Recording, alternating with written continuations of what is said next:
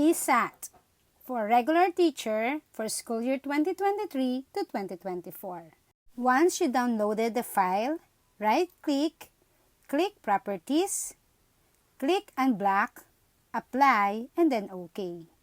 And then, click again the file, close that, then Enable Content. So, makikita nyo dyan yung compatibility is already supported. Drop down arrow, choose the career stage proficient or highly proficient. And then we have here the KRA 1, 2, 3, 4, and 5, and 6, and the plus factor. Kung merong problema, meron ditong auto-fix, you just click it. Pero kung walang problema, click Proceed. Now, we have here the privacy notice for our electronic self-assessment tool. I authorize the personnel of Department of Education to collect, process, retain, or dispose my personal information in accordance with the Data Privacy Act of 2012. So you may click Disagree or Agree. I will click Agree, and so here is the school information and your demographic profile, region. Meron mga drop-down arrows dyan. You can choose division, district, school ID. So, these are examples only. School name, school type, school size, the curricular classification. Okay, so example ng school name is National High School. For the school type, you can have urban or rural. For school size, we have small, medium, large, and very large. For curricular classification, kung anong school, anong kinikater ng school ninyo, kung anong grades. Your first name, it should be all caps. And then, for the example is teacher. Okay. And then now, let's proceed to the middle name. So, yung middle name, as you can see, wala siyang asterisk na red. It is optional. Okay, last name, and then employee number or employee ID, your position, drop down arrow, teacher 1, 2, 3, 4, employment status, regular, permanent, your age, so naka-bracket naman po yan, and then sex, female or male. Now, let's proceed to the numbers of teaching. So, we have here the drop down arrows, it is also in bracket.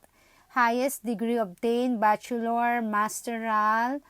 Okay, and then sa baba, kung ikaw ay elementary education or secondary education. So, ilalagay nyo po yan. And then now, let's proceed sa level taught. You have here the junior high school, your DepEd email address. So, don't forget that. Okay, example, Teacher Eloisa at deped.gov.ph.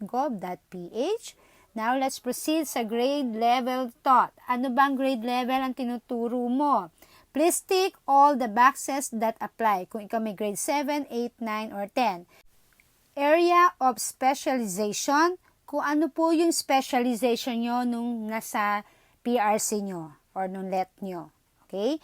And then, subjects taught. Ano ba yung mga subjects na tinuturuan mo? Kaya nga nakalagay dyan, please tick all the boxes that apply. So, kung ang subjects mo ay Filipino, English, Math, and then sa akin ay Edukasyon sa Pagkakatao, then click Next. Now, we have here the part 2, the objectives.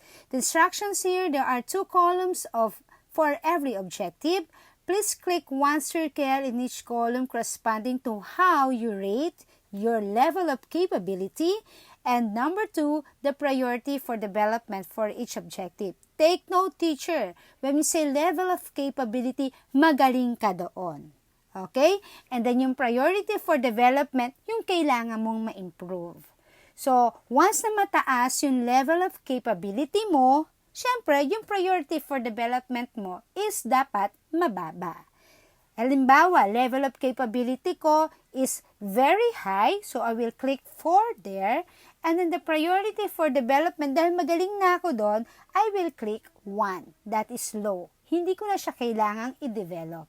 Unless, kung kailangan mo pa siya ng konting improvement or enhancement, you may click moderate. So, we have here 1, low, 2, moderate, 3, high, 4, very high. So the same thing with the priority for development.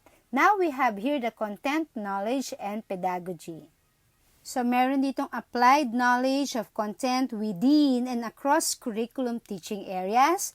So teachers, kung ikaw ay magaling dito, talaga siyang ginagawa mo, yung level of capability mo is very high. So you may click very high or you may click high. Pero yung priority for development mo, kasi nga magaling ka na doon, is you will click 1. That is low.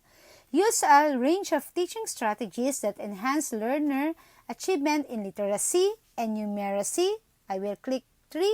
And then, priority for development is 1. Apply the range of teaching strategies to develop critical and creative thinking as well as other higher order thinking skills. I will click here. My score here is very high. And then priority for development is low. Pwede rin siya namang moderate if you need enhancement. Displayed proficient use of mother tongue, Filipino, and English to facilitate teaching and learning. So I put it here 4 and 1. Next is learning environment and diversity of learners. So we have here the 2.1.2, establish safe and secure learning environment to enhance learning through the consistent implementation of policies, guidelines, and procedures. I will click here 1, and then ang priority for development ko is high. So kailangan ko siyang pagtuunan ng pansin. And then the same thing with 2.2.2. So the same thing with that.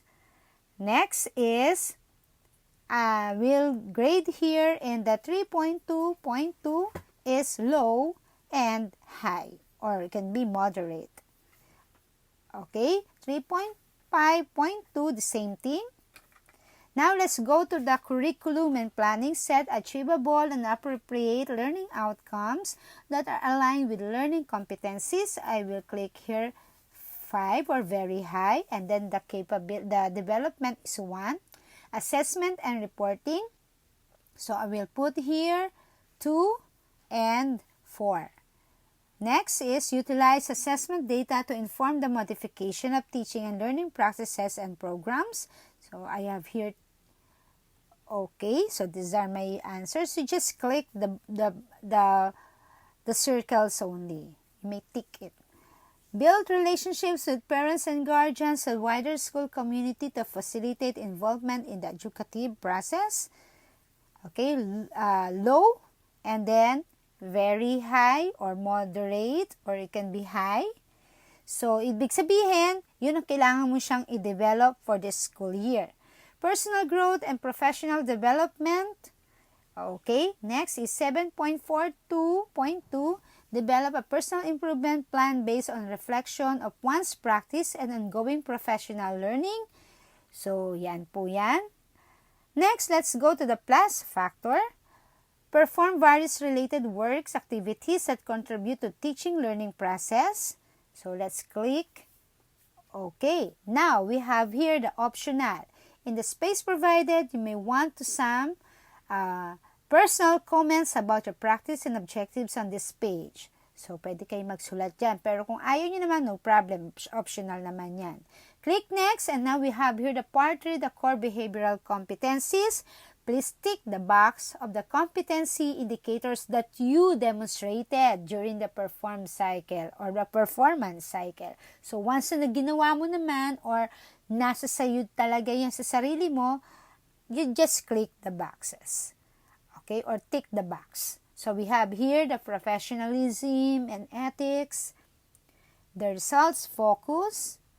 So, you just read na lang and have a self-reflection.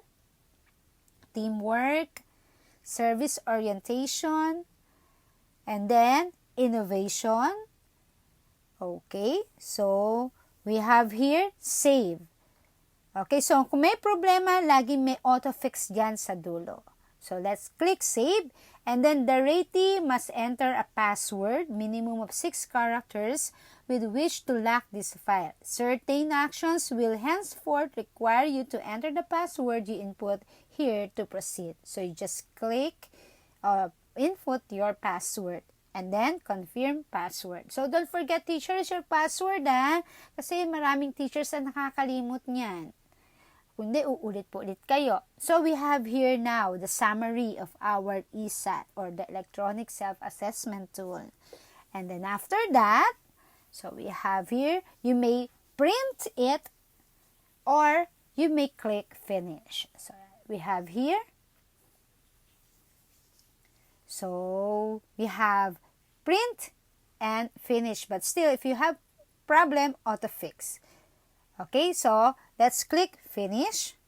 So, here, we are done now with our self-assessment tool or the ESAT for the Proficient Regular Teacher for the school year 2023 to 2024. So, thank you for watching and don't forget to subscribe kay Teacher Eloisa. Bye everyone!